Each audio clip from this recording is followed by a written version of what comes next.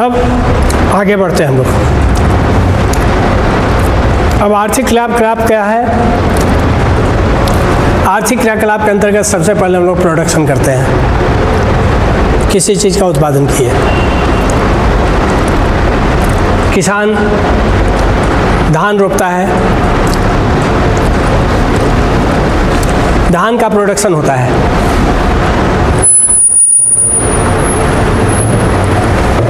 उसमें से कुछ धान का वो क्या करता है, उपभोग कर जाता है, कंज्यूम करेगा उसको।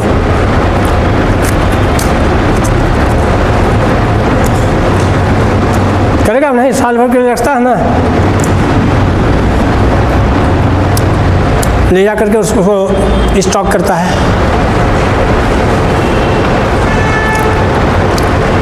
उत्पादन किया, फिर उसका कंजम्पशन किया, कंज्यूम किया।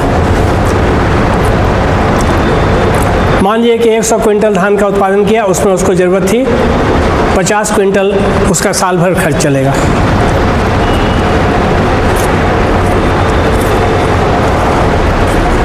That is his consumption.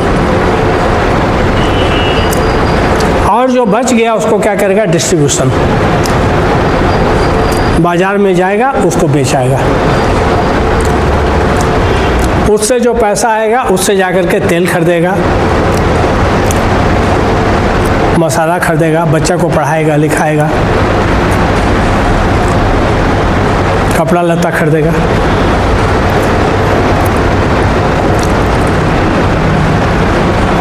नहीं क्लियर हो रहा है?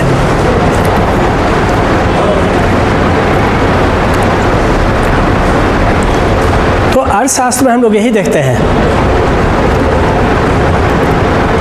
What do we study in economics? अर्थशास्त्र में हम लोग यही जानने का प्रयास करते हैं कि कैसे उत्पादन होता है, कैसे उपभोग हो रहा है और कैसे उसका वितरण हो रहा है। How goods and services produced, consumed and distributed.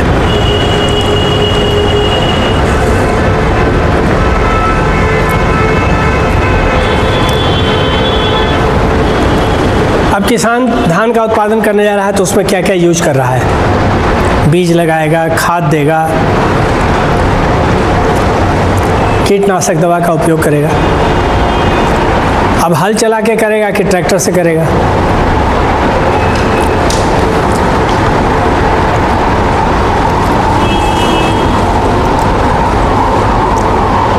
उसमें से कितना कंज्यूम करेगा और कितना फिर डिस्ट्रीब्यूट करेगा। डिस्ट्रीब्यूशन का मतलब ही नहीं है कि लेके बांट देगा, बाजार में ले जाएगा, बेचेगा। ये सिर्फ व्यक्ति की स्थिति में लागू नहीं है।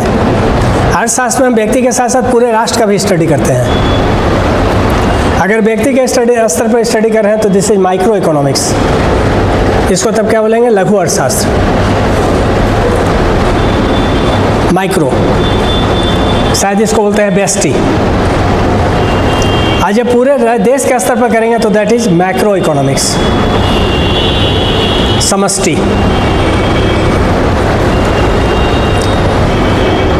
एक है व्यक्ति के स्तर पर हम देख रहे हैं, या कोई छोटा सा कंपनी है, छोटा सा कोई फार्म है, अगर उसका स्टडी कर रहे हैं तो दैट इज माइक्रो। और अगर पूरे देश का देख रहे हैं कि देश में कितना उत्पादन हो रहा है, कैसे उसका उपभोग हो रहा है, पैटर्न क्या है, और फिर उसका डिस्ट्रीब्यूशन कैसे हो रहा है, तो दैट इज मैक्रो। मैक्रो मतलब होता है बड़ा।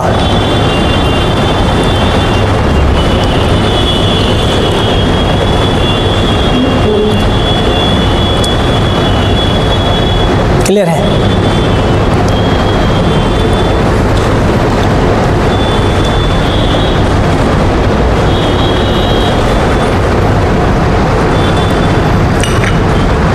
अब आते हैं हम लोग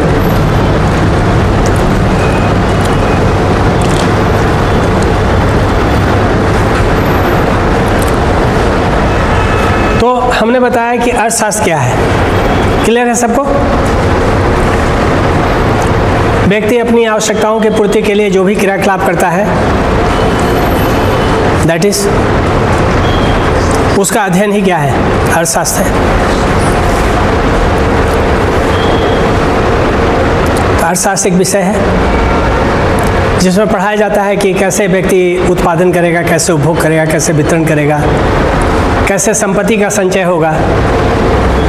अब जो हम आय अर्जित कर रहे हैं उसमें कुछ बचा के भी रखेंगे, सेविंग करेंगे, सेविंग करके उसको कहीं पर हम इन्वेस्टमेंट कर देंगे, निवेश कर देंगे, उसे पूंजी बनाएंगे, एसेट बनाएंगे। बचत करते हैं ना भाई, हम जितना कमाते हैं उसमें सब थोड़ा खा जाते हैं, भविष्य के लिए कुछ बचा के रखते हैं, दैट इज सेविंग। अब उसको अगर हम कहीं इन्वेस्ट करके फैक्ट्री बना दे रहे हैं, ठीक है, स्कूल बना दे रहे हैं, तो कैपिटल पूंजी निवेश हो गया, वो कैपिटल के रूप में, उसे परिसंपत्ति एसेट बन रहा है। फिर वो एसेट क्या देगा? हमको आय देगा, फिर उससे आय आएगा। तो जितना ज़्यादा हमारा सेविंग होगा उतना ज़्यादा हमारा कैपिटल का फॉर्मेशन होगा, मेरे पास पूंजी बनेगा, पूंजी के रूप में उसका संचय होता चला जाएगा। आज 1000 रुपया था, कल 10,000 रुपया पूंजी होगा, परसों 1 लाख होगा, करोड़ भी जा सकता है। आप जैसा कीजिए कमाई और जैसा बचत कीजिए।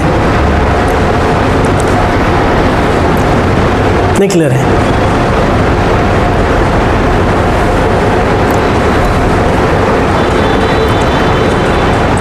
अब एक टर्म है, तो ये अर्थशास्त्र क्या होता है हमने बता दिया, क्लियर है? अब आगे हम लोग बढ़ते हैं। एक टर्म है आर्थिकी, नहीं अर्थव्यवस्था लिखो।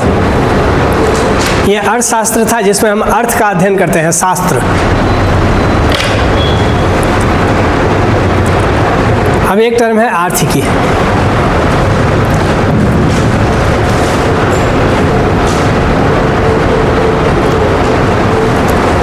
लिखिए, किसी देश में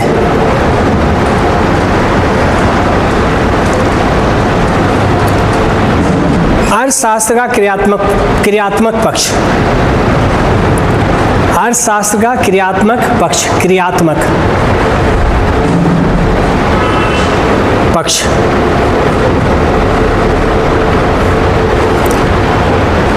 किसी देश में अर्थशास्त्र का क्रियात्मक पक्ष,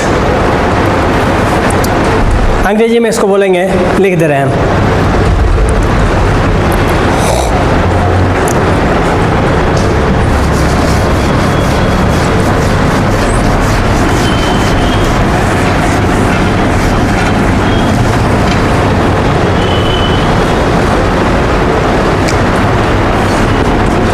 economics at play.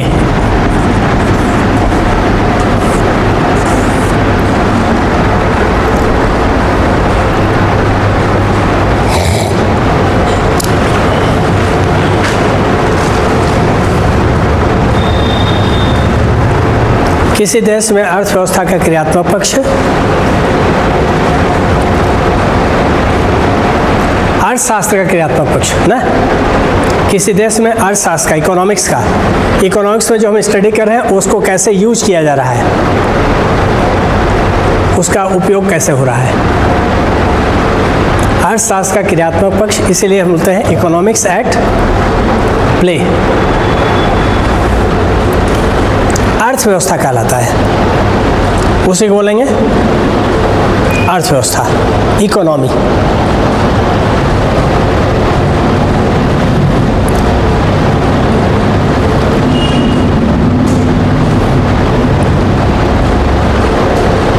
Full stop दे दिए, जैसे भारतीय अर्थव्यवस्था।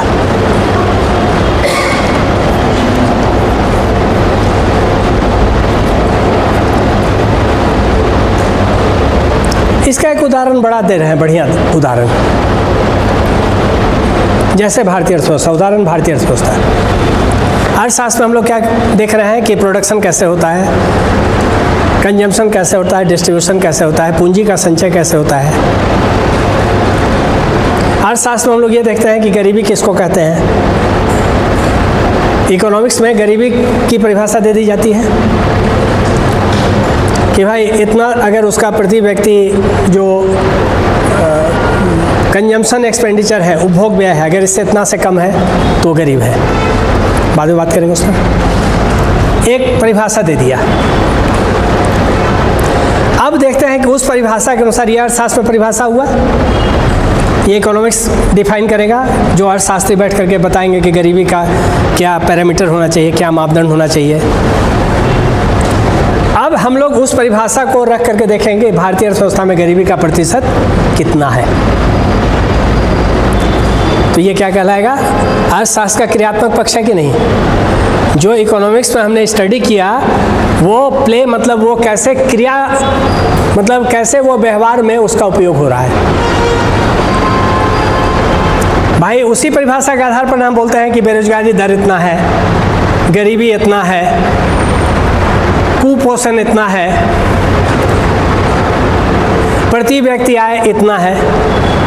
तो पहले प्रति व्यक्ति आय को डिफाइन करेगा ना अर्थशास्त्री अपने विषय में, और फिर उसको हम देखेंगे कि भारतीय अर्थव्यवस्था में वो कैसे दिख रहा है।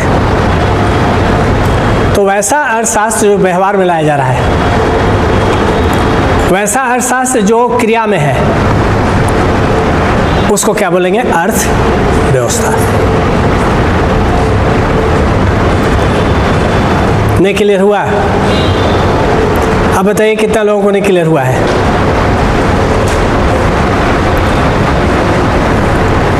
कितने लोगों को क्लियर नहीं है? झिझक नहीं, शर्म मत कीजिएगा, बताइए हाथ उठाकर कि हमने जो बताया वो कितने लोगों को क्लियर। अगर ये क्लियर होगा तो आगे सब क्लियर होता चला जाएगा। सब लोगों को क्लियर है? फिर से रिपीट कर दें। अर्थशास्त्र में हम लोग क्या पढ़ते हैं? मनुष्य के जो आर्थिक क्रियाकलाप है उससे संबंधित हम लोग सिद्धांत बनाते हैं, वहाँ प्रिंसिपल्स जिसको बोलते हैं, थ्योरी बनाते हैं। जैसे गरीबी क्या है, इसकी परिभाषा हम लोग अर्थशास्त्र में डेवलप करते हैं। अब जब हम लोग अर्थशास्त्र में परिभाषा डेवलप किए और उसके आधार पर जब हम लोग आते हैं और देखते हैं कि क्रियात्मक रूप में जो एक्शन है उसमें गरीबी कैसी है, तब हम इसको क्या बोलेंगे, अर्थशास्त्र नहीं बोलेंगे, उसका क्रियात्मक पक्ष है। उसका उपयोग करके जब हम किसी देश की आर्थिक क्रियाकलापों का अध्ययन करते हैं तब उसको बोलते हैं अर्थव्यवस्था। नहीं क्लियर हुआ है? एक सिद्धांत है और दूसरा उसका व्यवहार में उपयोग है।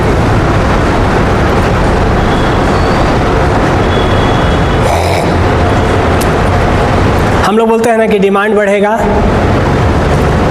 बढ़ेगा किसी भी चीज़ का, मांग बढ़ेगा तो उसका मूल्य क्या होगा? मांग बढ़ेगा तो मूल्य बढ़ेगा, मांग घटेगा तो मूल्य घटेगा। तो ये जो सिद्धांत है इसके आधार पर हम देखते हैं कि किस वस्तु का मांग कितना है, उसका दाम कितना है। तो जब उसको हम लोग व्यवहार में उपयोग में लाते हैं तो उसको क्या बोलते हैं हम लोग, अर्थव्यवस्था। तब अर्थशास्त्र नहीं कहते हैं। नहीं क्लियर है?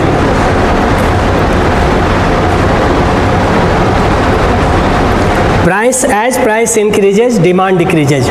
जब मांग बढ़ेगी, जब मूल्य बढ़ेगा तो मांग घटेगी। As price increases, demand decreases. जिस चीज़ का दाम बढ़ जाएगा उसका मांग घट जाएगा। जाड़ा के दिन में हम बहुत प्रैक्टिकल एग्जाम्पल से इलस्ट्रेट कर रहे हैं। जब 5 रुपये, 6 रुपये, 3 रुपये, 4 रुपये टमाटर मिलता है तो खूब खाते हैं हम लोग। अभी क्या स्थिति है? अरे दे दो 10 किलो, डिमांड बढ़ गया। लेकिन जब प्राइस इंक्रीज करता है, आज जब 100 रुपये किलो, 80 रुपये किलो टमाटर है तो भाई डिमांड घट गया, 2 ना पाव भर दे दो।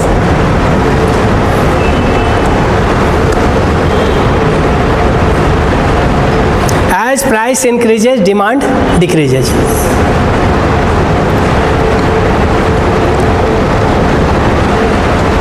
मूल्य बढ़ेगा, मांग घटेगा, मूल्य घटेगा, मांग बढ़ेगा। ये व्यवहारिक चीज़ है। प्याज अभी लोग कम खा रहा है, डिमांड घट गया, कारण है दाम बढ़ गया। मांग घटा क्योंकि दाम बढ़ा, दाम घटेगा मांग बढ़ जाएगा। जब 10 रुपये किलो होता है तो लाओ ना 5 किलो दे दो। अभी क्या है, बड़ी मुश्किल से 1 किलो दो यार, बाजार में ही होता है। दिस इज, ये जो स्टडी हम लोग कर रहे हैं प्रैक्टिकल लाइफ में, दिस इज इकोनॉमी। और ये जो सिद्धांत बना है दैट इज इकोनॉमिक्स, वही अर्थशास्त्र है, जिसमें ये सिद्धांत बन गया, ये थ्योरी बन गया कि as price increases demand decreases, as price decreases demand increases, मतलब दोनों के बीच में इनवर्स रिलेशनशिप है। अब इसका एप्लीकेशन हम भारतीय अर्थव्यवस्था में जब स्टडी करने में देखते हैं, तब हम लोग बोलते हैं कि भाई ये तो स्टडी जो हो रहा है वो अर्थव्यवस्था हो गया, और जो सिद्धांत बना वो क्या है, इकोनॉमिक्स। अब भी नहीं क्लियर है? अब भी क्लियर है कि नहीं है?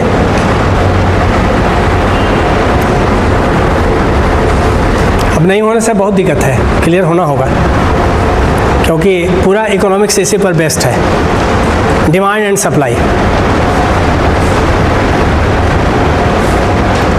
सप्लाई बढ़ेगा दाम घटेगा, सप्लाई घटेगा दाम बढ़ेगा।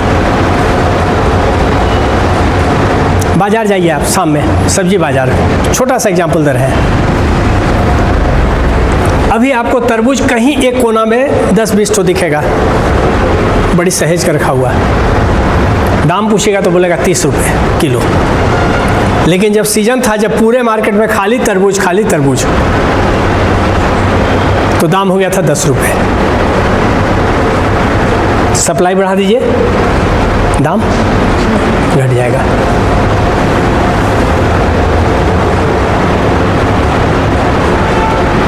गलत बोल रहे हैं? कोना में उसको दुबका के रखे हुए होगा, बहुत सहेज करके। और गर्मी के दिन में जिधर जाइए खाली तरबूज बिखरा हुआ है रोड पर। सप्लाई ज़्यादा था, दाम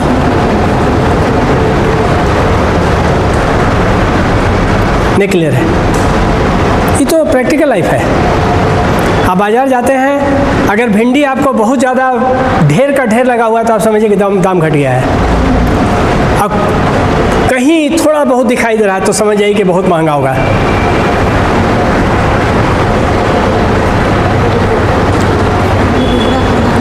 हाँ, रुगड़ा 1000 रुपये किलो। लेकिन वही जैसे जैसे ये अभी क्या हुआ है, अभी ठंडिंग नहीं हो रहा है। रुगड़ा का प्रोडक्शन होता है ठंडिंग, जितना ज़्यादा ठंडा होगा उतना ज़्यादा रुगड़ा होगा। सुनते हैं, हम देखे नहीं है जा करके। और सखुआ के पेड़ के नीचे निकलता है मिट्टी से, वो भी रॉकी सॉइल में, जो पत्थरनुमा जो मिट्टी होगा वैसे में ना जी। देखे हैं कोई रुगड़ा निकलते हुए? वो देखिए खुटी। कहाँ से आ रही हैं आप? अच्छा, यहीं से। बढ़े आगे। अब आइए नेक्स्ट हम लोग देखेंगे।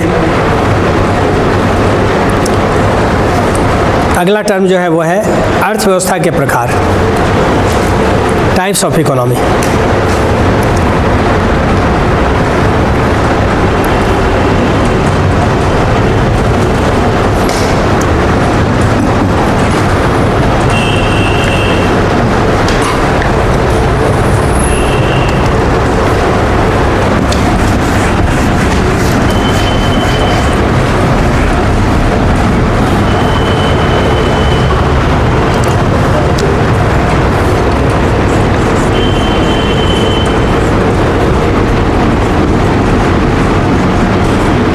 अर्थव्यवस्था के प्रकार।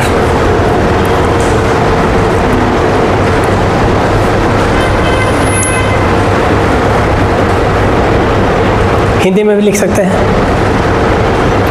मेनली जो अर्थव्यवस्था के होते हैं प्रकार, वो 3 तरह के होते हैं। जब आप किसी भी इकोनॉमी का स्टडी कीजिए, जैसे इंडियन इकोनॉमी, जैसे अमेरिकन इकोनॉमी, जैसे यूके इकोनॉमी, ब्रिटिश इकोनॉमी,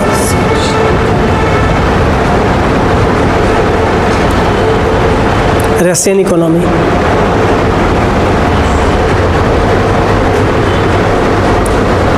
किसी भी देश,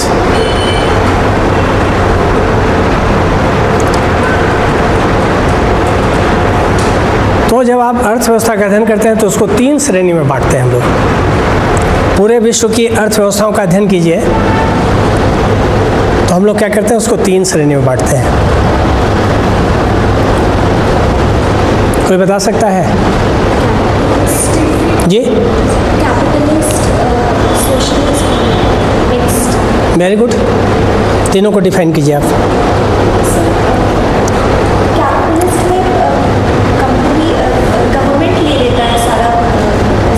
आप तो उल्टा बोल रही हैं। प्राइवेट सोशल पे गवर्नमेंट लेता है और कैपिटलिस्ट में प्राइवेट को ज़्यादा वो मिलता है और मिक्स्ड में कैपिटलिस्ट और सोशलिस्ट।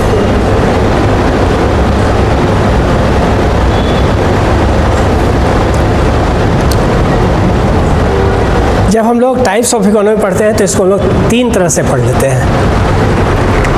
पहला है मार्केट इकोनॉमी, जिसको बोलते हैं बाजार अर्थव्यवस्था, हिंदी में बाजार अर्थव्यवस्था।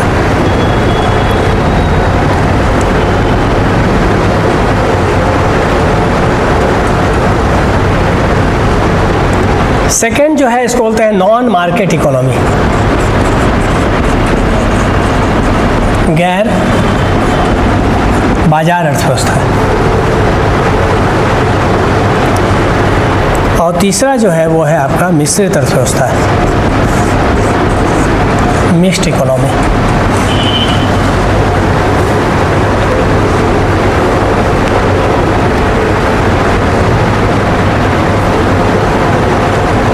Basically these are the 3 types of economy.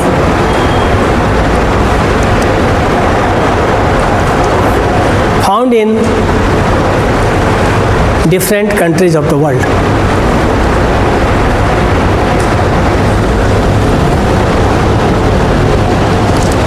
विश्व के विभिन्न देशों में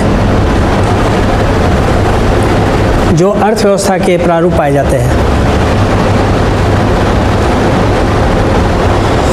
इन्हीं तीनों में से कोई एक मिलेगा आपको।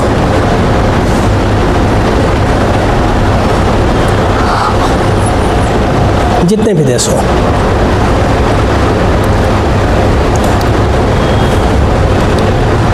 पहला है मार्केट इकोनॉमी।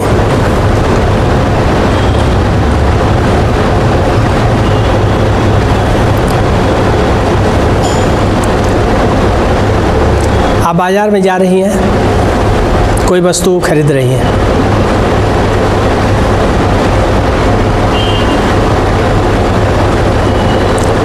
उसके मूल्य का निर्धारण कंपनी कर रही है जो बना रही है।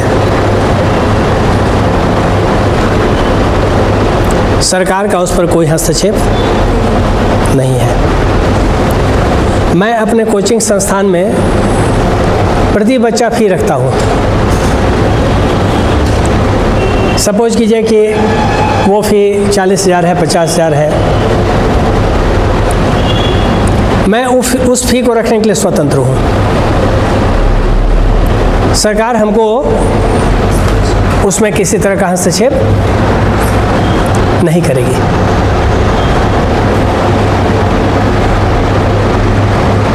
और ये जो फ़ी हमारा है ये किससे निर्धारित होगा? बाजार शक्तियों के द्वारा, सरकार या राज्य के द्वारा नहीं। राज्य मतलब झारखंड नहीं।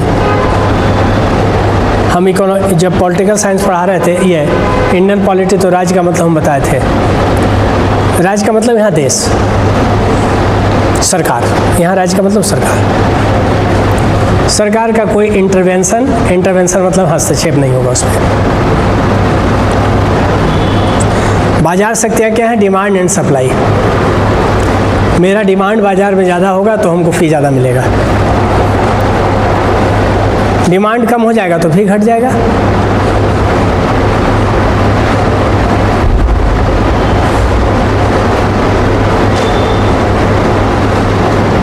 क्लियर?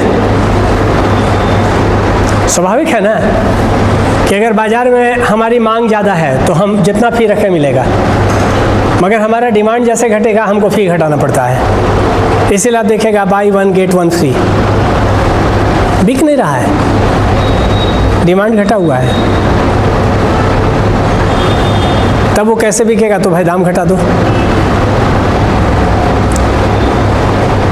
अभी ना बोले lower the price higher will be the demand. मूल्य कम है, डिमांड बढ़ेगा। मूल्य ज़्यादा होगा, डिमांड कम हो जाएगा। चलिए 30,000 रुपया बच्चे आके हमको दे पा रहे हैं, लेकिन अगर हम उसको लाख रुपया रख दें तो बच्चे नहीं आएंगे। Higher the price lower the demand.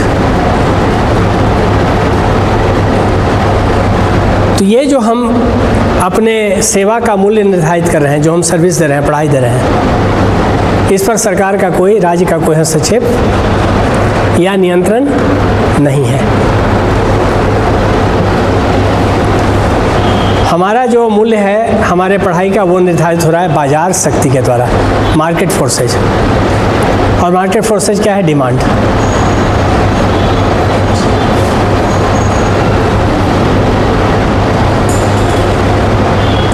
तो वस्तु और सेवा पर अगर राज्य का कोई नियंत्रण नहीं है, वस्तु और सेवा के उत्पादन पर कौन कितना किसान उत्पादन करेगा, किस चीज़ का उत्पादन करेगा, किसान डिसाइड करेगा, सरकार डिसाइड नहीं करेगी। उसका मूल्य क्या होगा ये किसान डिसाइड करेगा, सरकार डिसाइड। तब इसको क्या बोलेंगे? Market economy.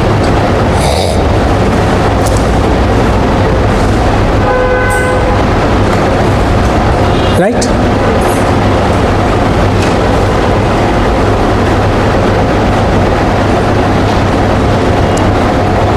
तब इसको मार्केट इकोनॉमी बोलेंगे।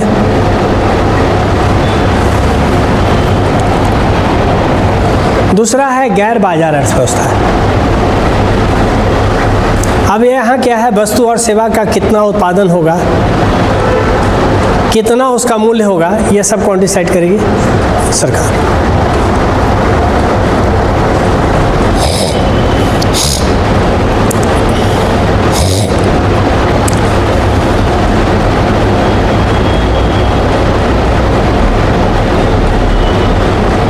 राज्य सरकार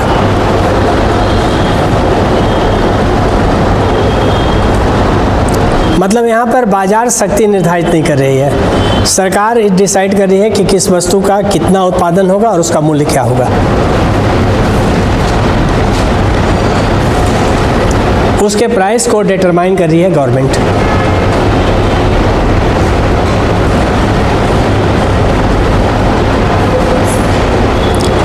दिस इज कॉल्ड गैर बाजार अर्थव्यवस्था, या इसी को राज्य अर्थव्यवस्था बोले। इसी को बोलते हैं सेंट्रली प्लान्ड इकोनॉमिक, केंद्रीकृत नियोजित अर्थव्यवस्था। और इसी को बोलते हैं साम्यवादी अर्थव्यवस्था या समाजवादी अर्थव्यवस्था, जो पहले के सोवियत संघ में पाया जाता था। वहाँ सब कुछ क्या होता था? सरकारी, कुछ भी निजी नहीं होता था। मतलब जैसे आज ज़मीन हमारी निजी संपत्ति होती है, ऐसा कुछ नहीं। हम अपना कोचिंग चला रहे हैं, ये मेरा निजी है, ऐसा नहीं होता था, सब कुछ सरकारी। उसको बोलते हैं पब्लिक सेक्टर। पब्लिक सेक्टर का हिंदी होता है सार्वजनिक क्षेत्र। और सार्वजनिक शब्द का जहाँ प्रयोग होगा, एक तो स्कूल छोड़ के सब जगह अगर प्रयोग हो रहा है तो उसका मतलब होता है सरकारी। स्कूल में सरकारी नहीं होगा, दिल्ली पब्लिक स्कूल, विशुद्ध रूप से वो प्राइवेट है, नाम है पब्लिक। स्कूल में पब्लिक शब्द का प्रयोग सरकारी के लिए नहीं होता है। बाकी अन्य जगहों पर जहाँ भी पब्लिक शब्द का प्रयोग होगा उसका मतलब होगा सरकारी। इसीलिए हम लोग पब्लिक एडमिनिस्ट्रेशन को बोलते हैं सरकारी प्रशासन। बोलते हैं ना लोक प्रशासन, लोक मतलब सरकार, सरकार हम हैं, आप हैं। अरे भाई सरकार हम ही लोग ना हैं। ये जो मंत्री संतरी बना है उसको कौन बनाया है? किसका प्रतिनिधि है? हमारा, आपका। इसीलिए सरकारी प्रशासन को लोक प्रशासन भी कहते हैं।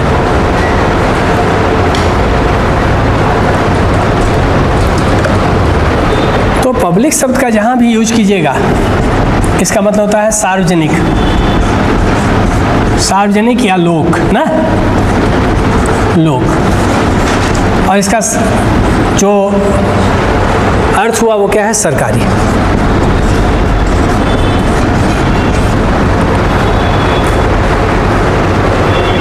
जैसे बोलते हैं पब्लिक हेल्थ सेंटर, बोलते हैं पीएचसी, गांव देहात में रहता है ना, ब्लॉक में रहता है। सार्वजनिक स्वास्थ्य केंद्र क्या है वो? निजी है कि सरकारी है? सरकारी है। जैसे हम लोग, सरकार जो हम लोग को सस्ते दर पर अनाज देती है उसको लेने जाते हैं, उसको बोलते हैं सार्वजनिक वितरण प्रणाली। मतलब ये वितरण कौन करवा रही है? सरकार। इसीलिए उसका नाम है पीडीएस, पब्लिक डिस्ट्रीब्यूशन सिस्टम, अंग्रेजी में, हिंदी में सार्वजनिक वितरण प्रणाली। सरकार ने उसको लाइसेंस देती है बेचने के लिए। अनाज भी कौन देती है बेचने के लिए? सरकार। एफसीआई के गोडाउन से आता है। एफसीआई किसका है? सरकार का है।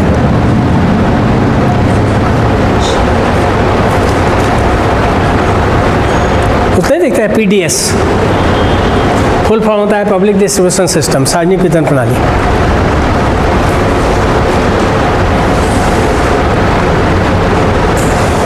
तो सब कुछ सरकारी होता है। मतलब यहाँ सरकार या राज्य निर्धारित करेगी कि वस्तु का उत्पादन कितना हो, उसका मूल्य कितना हो। इसमें निजी क्षेत्र का कोई हस्तक्षेप अंबानी अडानी का नहीं होगा, जैसे पहले सोवियत संघ में होता था। सब कुछ सरकारी।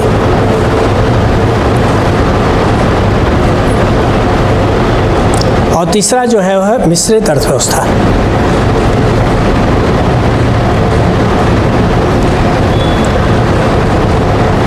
मिश्रित अर्थव्यवस्था में क्या होता है कि सरकार भी कुछ वस्तुओं के मूल्य का निर्धारण करेगी और निजी क्षेत्र भी करेंगे। किसान सपोज कीजिए धान का उत्पादन किया, बाजार में ले जाके बेच दिया, उसको मान लीजिए कि 20 रुपये क्विंटल मिला, 2000 रुपये क्विंटल।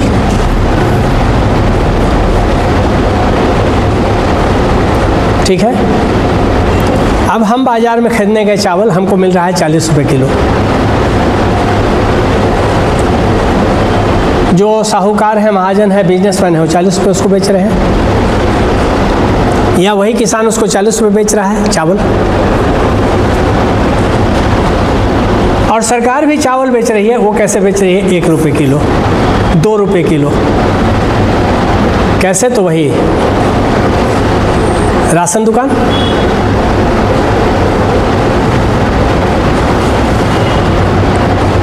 तो वस्तु के मूल्य का निर्धारण सरकार भी कर रही है और बाजार शक्ति भी कर रही है।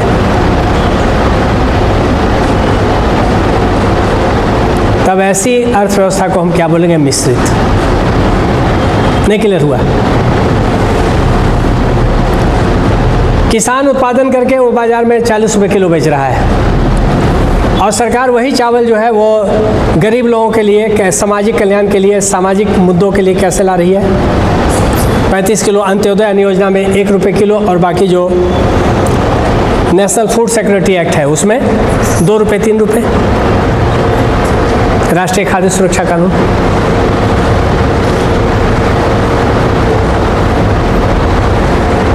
तो जब दोनों की भूमिका हो जाए अर्थव्यवस्था में, तो इसको क्या बोलेंगे? मिश्रित। अब इसको एक और तरीके से समझिए।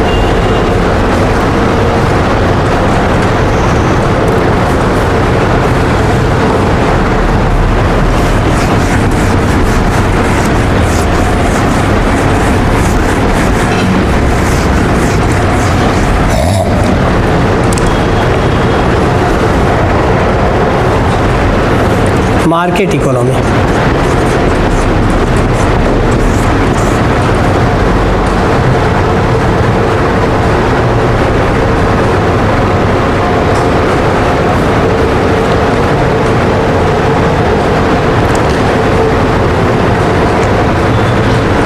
इसमें क्या होता है, निजी क्षेत्र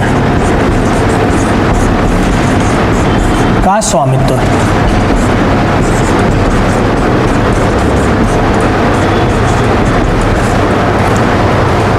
किसका स्वामित्व होगा?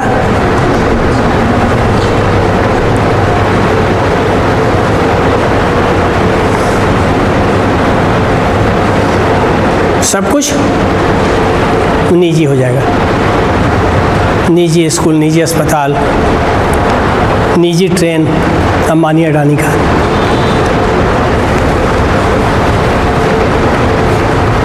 सरकार कहीं कुछ काम नहीं करेगी, छोड़ देगी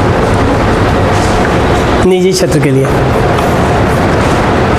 सरकार केवल प्रशासन करेगी, विधि व्यवस्था।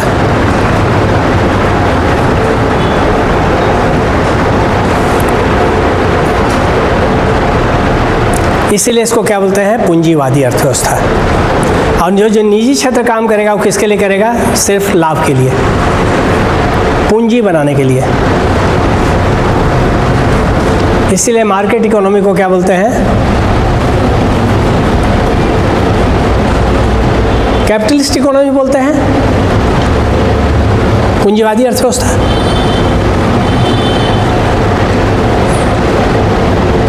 और इसको बोलते हैं laces fair economy. Laces fair एक फ्रेंच वर्ड है जो एडम स्मिथ ने दिया था। अर्थशास्त्र के जनक कौन है? Adam Smith. उन्होंने ये टर्म दिया था।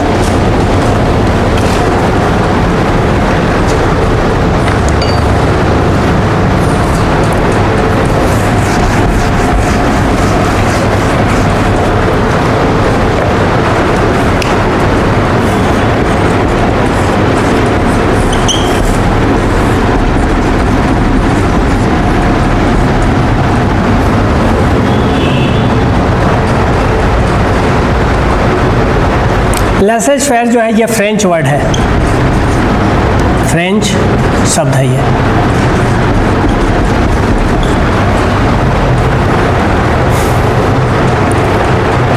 इसको बोलते हैं फ्री मार्केट इकोनॉमी। इसका मतलब होता है स्वतंत्र बाजार अर्थव्यवस्था। स्वतंत्र इसलिए कि राज्य का, सरकार का नियंत्रण बाजार पर नहीं होगा। कौन सा कंपनी किसी वस्तु का कितना उत्पादन करेगा, क्या दाम रखेगा, वो कंपनी डिसाइड करेगी। सरकार उसमें हस्तक्षेप नहीं करेगी। इसीलिए इसको बोलते हैं फ्री मार्केट इकोनॉमी।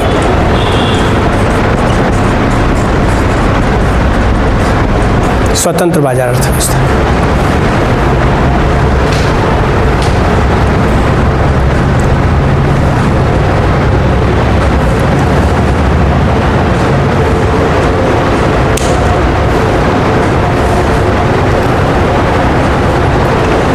और एडम स्मिथ ने कहा था कि बाजार, ये जो अर्थव्यवस्था है वो क्या होना चाहिए? अर्थव्यवस्था पर राज्य का कोई नियंत्रण नहीं होना चाहिए। अर्थव्यवस्था स्वतंत्र होनी चाहिए। राज्य का नियंत्रण होगा, अर्थव्यवस्था का विकास रुक जाएगा, जगह जगह पर अड़चन।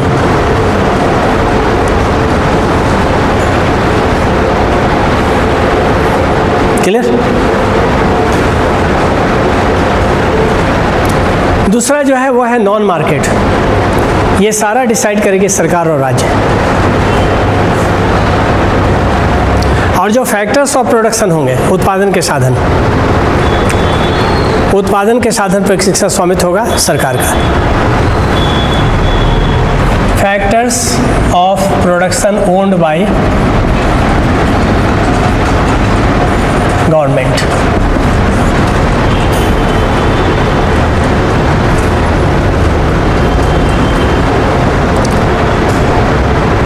हम किसी भी वस्तु और सेवा का उत्पादन करते हैं, उसके लिए चार चीज़ चाहिए, चार साधन जरूरी है। पहला है जमीन, दूसरा है लेबर, श्रम, हम आए हैं ना यहाँ काम करने। तीसरा है पूंजी, जो कैपिटल लगा, ये सब। और चौथा है उद्यमशीलता। कैसे आप एंटरप्रेन्योरशिप को, उद्यमशीलता मतलब लैंड, लेबर, कैपिटल को ऑर्गेनाइज करके आप कैसे लाभ कमाए, दैट इज कॉल्ड एंटरप्रेन्योरशिप, उद्यमशीलता। तो ये उत्पादन के 4 साधन हैं, इनके बगैर उत्पादन नहीं हो सकता है। These are the 4 factors of production: land, labor, capital, entrepreneurship.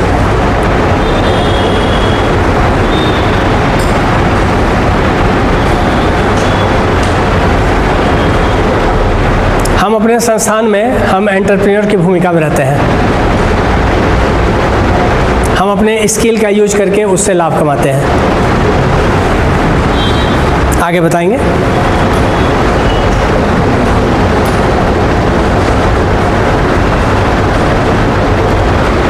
तो ये जो फैक्टर्स ऑफ प्रोडक्शन है, जमीन है, पूंजी है, श्रम है, यह उद्यमशीलता है।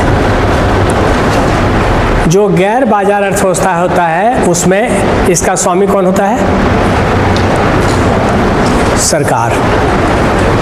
ये गवर्नमेंट ओन्ड होगा, factors of production owned by the government. बाजार अर्थव्यवस्था में ये फैक्टर्स ऑफ प्रोडक्शन को कौन ओन करेगा? निजी व्यक्ति, निजी क्षेत्र, प्राइवेट सेक्टर।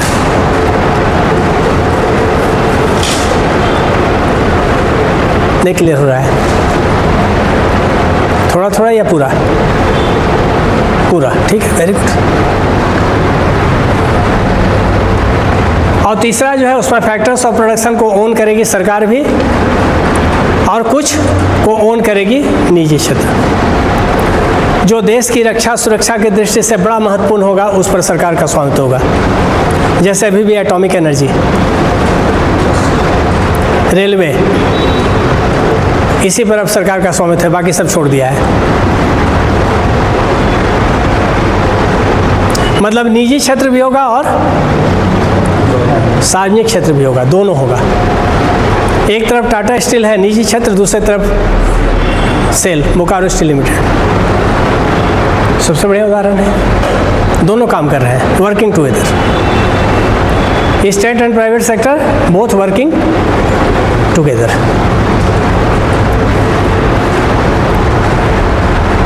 इसीलिए इसको बोलते हैं मिश्रित, दोनों मिल गया, निजी क्षेत्र भी और सरकार भी।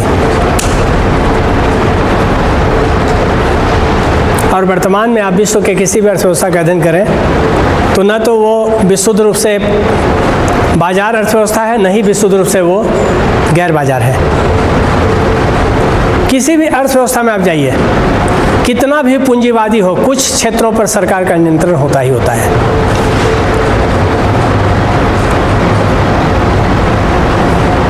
एक तरफ बाजार में चावल खुले बाजार में बाजार दाम पर बिक रहा है, वहीं दूसरी ओर सरकार जो है व्यवस्था करती है गरीब लोगों के लिए और नियंत्रित मूल्य पर बेचती है। उसको बोलते हैं एडमिनिस्ट्रेड प्राइस, प्रशासित मूल्य। ठीक है, कितना भी बाजार अर्थव्यवस्था होगा, राज्य का कुछ न कुछ नियंत्रण होगा, कोई ना कोई तो भूमिका होगी ना, नहीं तो सब कुछ अनियंत्रित हो जाएगा। ठीक है, कुछ नहीं तो भाई आपको लाइसेंस लेना होगा। ठीक है, पॉल्यूशन कंट्रोल बोर्ड से आपको परमिशन लेना होगा कि आप प्रदूषण नहीं कीजिएगा। लेबर को आप अत्याचार नहीं कीजिएगा, इसके लिए आपको परमिशन लेना होगा। जो श्रम कानून है उसका पालन करना होगा। कोई भी अर्थव्यवस्था हो, उसमें राज्य जो है पूरी तरह से बाजार को नहीं छोड़ती है।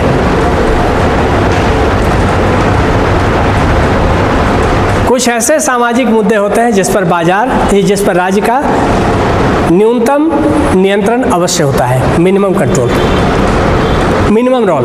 वो अमेरिका में भी है, जो पूंजीवादी अर्थव्यवस्था कहलाता है ना अमेरिका, वहाँ भी राज्य और सरकार का नियंत्रण है, भूमिका है।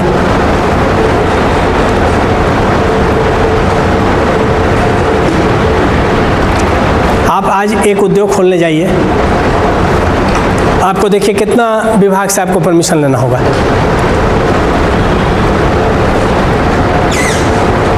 Pollution department, labour department, forest वाले से। तो राज्य का रोल नहीं है क्या अर्थव्यवस्था पर? कितना भी आप बोल दिए कि मार्केट इकोनॉमी है, मगर राज्य का कुछ ना कुछ तो भूमिका रहेगा।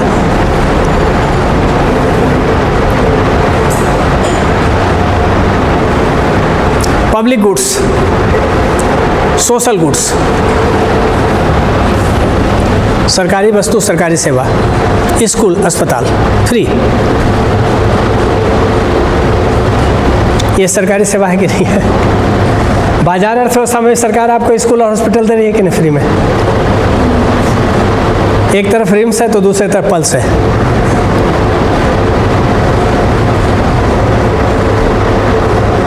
मिक्स्ड है कि नहीं, मिश्रित है कि नहीं? देखिए दोनों साइड बाय साइड चल रहे हैं, 20 से 20 साइमल्टेनियसली, एक ही जगह पर, 20 कदम की दूरी पर।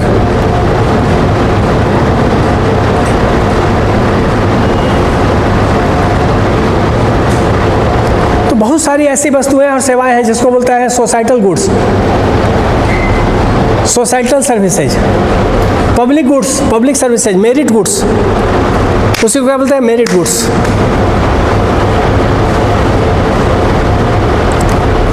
भाई भूख से कोई ना मरे उसके लिए उसको अनाज मिल रहा है, ये मेरिट गुड्स है कि नहीं है? सबको अच्छा स्कूल मिले, सबको अच्छा स्वास्थ्य मिले, ये सरकार देती है।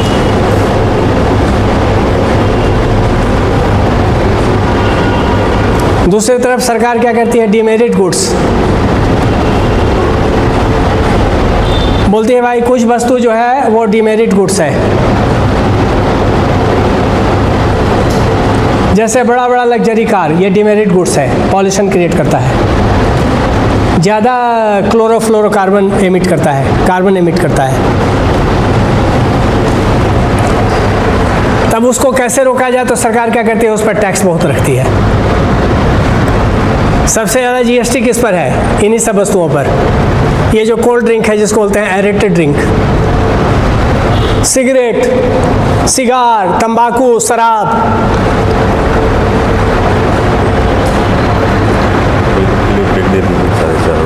ठीक है, बस कंक्लूड, 2 मिनट बीच में नहीं छोड़ेंगे। तो ये क्या है? सरकार बोलती है डीमेरिट गुड्स है, इसीलिए जीएसटी इस पर 28% है, और जो आवश्यक वस्तु है उस पर 0%, फिर जो आवश्यक वस्तु है उस पर 5%, जो जीवन के लिए महत्वपूर्ण है। क्या जीएसटी की 5 दरें हैं ना, 0, 5, 12, 18 और 28, और 28 के बाद भी उस पर सरचार्ज है, जो बहुत ज़्यादा दिक्कत करने वाला चीज़ है, खराब चीज़ है उस पर, और उस पर एडिशनल टैक्स। तो सरकार का बाजार पर नियंत्रण है या नहीं है? है। ठीक है, तो इसको हम लोग कल के क्लास में आगे बढ़ेंगे। अभी आपका जो क्लास होगा वो झारखंड का क्लास होगा। कैसा लग रहा है? अच्छा लग रहा है? क्लियर हो रहा है कंसेप्ट? एकदम क्लियर होगा। अब तक तो आपको हम बहुत कुछ पढ़ा दिए रहे थे, लेकिन हम बीच में छोड़ कर चले गए। ठीक है।